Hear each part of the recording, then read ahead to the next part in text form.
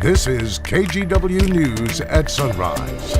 This morning on Sunrise, the fight for re-election. Today, the Oregon Supreme Court will be hearing arguments from a group of Senate Republicans challenging a state law meant to prevent lawmakers who have 10 or more unexcused absences in a session from running for re-election the next term. Why those Republicans say they should be able to run. Also this morning, a new approach is underway to get drug users on city streets into treatment. We'll explain how Portland police are working to connect those people with help. Plus, it's gonna probably make me late in some occasions. That TriMet Max rider talking about the upcoming 6-week closure at the Gateway Transit Center. What riders can expect while that transportation hub is shut down. that's one way to say Happy New Year. As we say Happy Thursday on the Sunrise Show.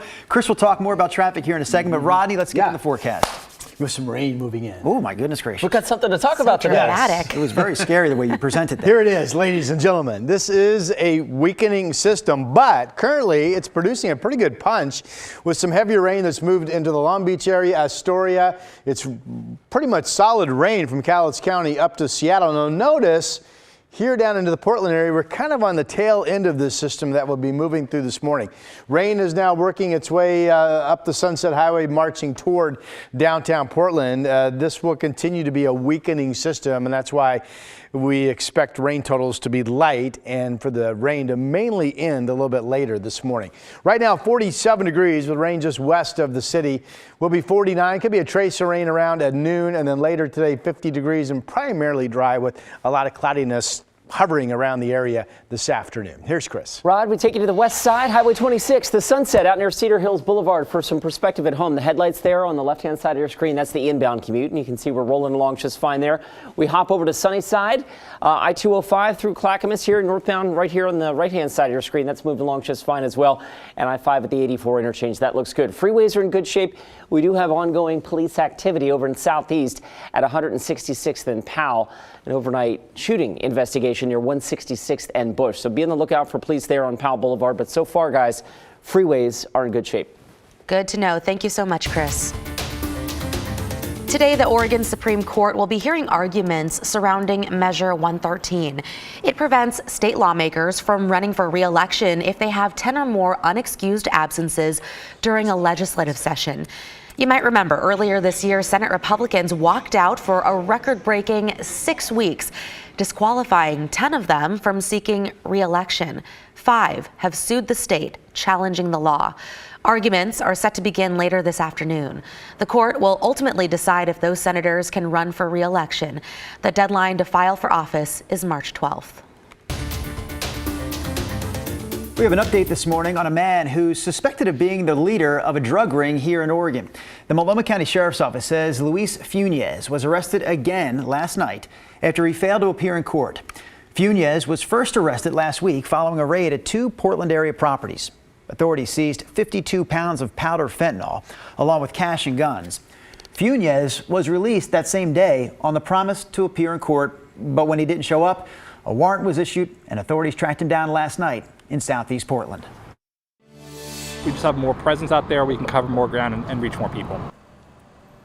That Portland police officer is talking about a new program meant to get more drug users off the streets and into treatment. The pilot project started yesterday and is a collaboration between Portland Police, Oregon State Police, and outreach workers. Blair Best has the details. On the streets of Old Town, it's easy to go unnoticed. I'm scared, alone. These two struggle with an addiction to just about Everything. everything.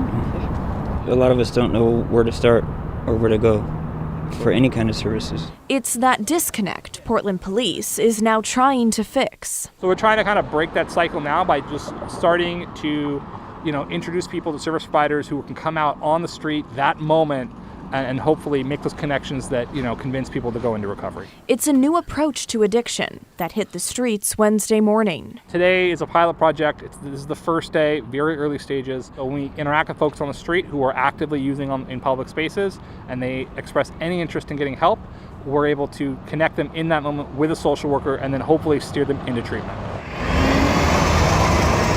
That's been the missing piece. It's also where Joe Bezeghi and his team at Recovery Works Northwest come in. When police find someone willing to get help, they send the outreach workers. The window of openness to recovery, it's short and it closes quickly. So being able to meet people where they're at when they're ready, that leads to, roads to long-term wellness. As opposed to what they've been doing under Measure 110, which is giving people using in public a fine and a number to call for treatment. But it's nice to see that they're helping instead of just giving people a hard time. The bike squad is able to take on such a project with the help of state troopers. We just have more presence out there. We can cover more ground and reach more people. It would give them a chance to see us as actual people. That was Blair Best reporting. Police say 17 out of the 67 people they came into contact with yesterday actually accepted help from social workers on the spot. But there is still a need for more detox beds. Right now, the city has just over 100. Max riders will have to deal with a major service disruption starting next month as TriMet shuts down the Gateway Transit Center in Northeast Portland for 6 full weeks. Yeah, our Devin Haskins is live at the Transit Center this morning for us. And Devin, walk us through what's going to be happening here. Yeah, so Gateway Transit Center, one of TriMet's biggest hubs. You got 3 MAX lines coming through here. You got the red, green, and blue that all use this, as well as 7 bus lines. So this is part of your commute heading into town or up to the airport, for instance. Just know you're going to have some major disruptions and also need to make some connections. So TriMet says this closure will happen on January 14th, last until February 25th. They say crews will use that time to connect the new track and systems they built just north of the transit center. They'll also get the new Gateway North Station ready for service beginning on Monday, February 26th. Now, during that transition, TriMet is asking riders who take the blue, green, and red lines to use other means of transportation. There will also be shuttle buses running through here more frequently, but they'll most likely be more crowded. Now, in some cases, riders will need to transfer from one shuttle to another to make a connection. I know I might be late for a lot of appointments, or just simple stuff that you basically go through every day. Probably I'll have to take the bus now, which means a longer commute for me. TriMet says the Better Red project will improve train movement between Gateway and PDX by adding another track that heads up to the airport.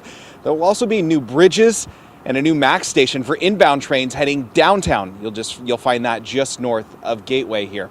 So we'll also keep you updated as this gets closer up until January 14th. Keep reminding you about this closure here at the Gateway Transit Center. Back to you. All right, Devin Haskins live in Northeast Portland for us this morning.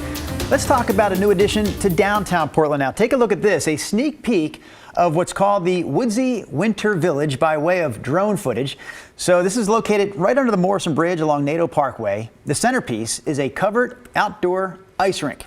There will also be food and drinks you can buy there, shops, and a skater's lounge with some board games. So this rink opens up Saturday. Opens up to the public this Saturday. It's $20 for adults, $12 for kids 12 and under. You can pay for those tickets, by the way, and skate rentals ahead of time at wintericerinkpdx.com. I'm looking at that very website right now again because I was curious how long was this going to last? So, when are they going to keep it open till? December hours every day, 10 to 10.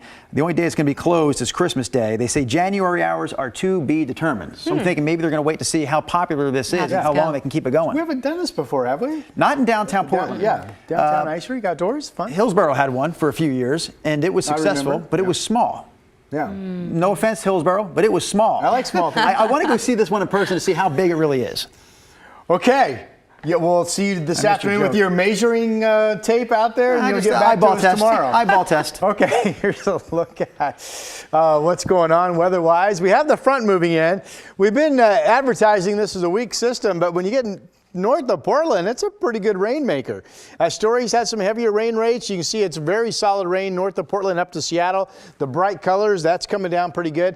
This will be just a morning thing for the most part, and then the system will be gone. There may be a trace of moisture this afternoon, but mainly this is the one-time shot that's coming in right now. And it's starting to approach in the battleground. There's Portland. Notice Portland, especially down in the Salem, we're kind of on the tail end of all of this. You folks in Salem probably don't get much more than a trace of rain. And we still think Portland, I still think probably less than 5/100. So some rain, but not a lot. This is 7 a.m. Notice even by 7, there's just this narrow strip of moisture left, and then we go into late morning into the noon hour, pretty much dry. There still will be a lot of clouds around, potentially some sun breaks this afternoon. East winds are coming out of the gorge to 25 miles per hour this morning. You get away from the immediate gorge and winds are generally pretty light, and that will be the case today. Now tomorrow, I don't know if you picked up on that, but everything was coming south to north. Even though we have east winds out of the gorge, the overall weather flow pattern, if you will, tomorrow and into Saturday is going to be coming up from the south, and that will keep us in that very mild weather with temperatures back up into the 50s each and afternoon, which is well above normal. We'll get partly cloudy skies tomorrow and maybe even just mostly sunny skies on Saturday. There's our beautiful Christmas tree all lit up right now. The bricks in downtown Portland and Pioneer Courthouse Square are dry, but I just showed you the rain that's marching this way. 39 down in Salem right now. Kelso already some rain up in Calais County, 46 degrees. PDX Saddle on the Columbia is 47. We have freezing temperatures out east this morning. John Day, the cold spot looks like currently at 29. Forecast numbers expected to hold in the 40s down in the south and central Willamette Valley. Shows you folks in Salem 47. Mainly dry this afternoon. And again, a lot of you just picking a trace of rain up this morning. Remember, you're right on kind of the tail end of the system that's more beefy, if you will, up to our north. Been some rain in Calais County, Longview 50, Vancouver 52, mainly dry afternoon. There are those gorge winds coming out. And here's the 7-day forecast. And look how mild we continue to be overall. I may be a touch warm today, but we'll certainly be around 50 degrees. 54 tomorrow, 54 Saturday, maybe some spots Saturday at 56, 57 degrees. And then Sunday, a shower chance. It's still just a chance of rain. Some data shows a lot of clouds, but no rain. Monday and Tuesday, I think, are fairly wet days, and that shower chance wraps up Wednesday of next week, and that is your forecast. Yeah, rainy roller coaster. Okay, thank you, Rod.